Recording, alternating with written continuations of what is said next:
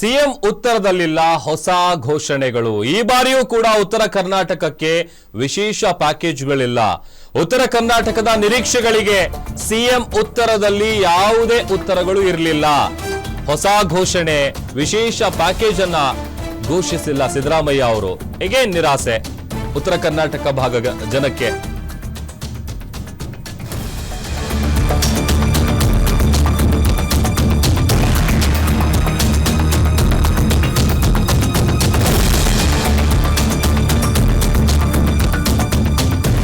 ಉತ್ತರ ಕರ್ನಾಟಕದ ನಿರೀಕ್ಷೆಗಳಿಗೆ ಸಿಎಂ ಉತ್ತರದಲ್ಲಿ ಯಾವುದೇ ರೀತಿಯಾದಂತಹ ಉತ್ತರಗಳಿರಲಿಲ್ಲ. ಹೊಸ ಘೋಷಣೆಗಳಾಗ್ಬೋದು ಅಥವಾ ವಿಶೇಷ ಪ್ಯಾಕೇಜು, ಇದು ಯಾವುದು ಕೂಡ ನಿರೀಕ್ಷೆ ಇತ್ತು. ಬಟ್ ಆ ನಿರೀಕ್ಷೆ ಹುಸಿಯಾಗಿದೆ.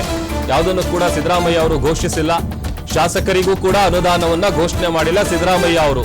ಉದ್ಯೋಗ ನೇಮಕಾತಿಗಳ ಬಗ್ಗೆಯೂ ಕೂಡ ಯಾವುದೇ ರೀತಿಯಾದಂತಹ ಘೋಷಣೆ ಇಲ್ಲ.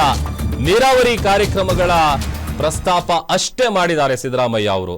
ಅಗತ್ಯ ಅನುಮತಿಗೆ ಕೇಂದ್ರದ ಕಡೆ ಬೊಟ್ಟು ಮಾಡ್ತಾರೆ. ಈಗೇನು ಪದೇ ಪದೇ ಏನಾದ್ರೂ ಒಂದು ತೊಂದರೆ ಆಗ್ತಾ ಇದೆ ರಾಜ್ಯದ ವಿಚಾರಕ್ಕೆ ಸಂಬಂಧಪಟ್ಟಂತೆ ಅಂತ ಅಂದ್ರೆ ಅದು ಕೇಂದ್ರದ ಕಡೆ ಬೊಟ್ಟು ಮಾಡೋದು ಸರ್ವೇ ಸಾಮಾನ್ಯ.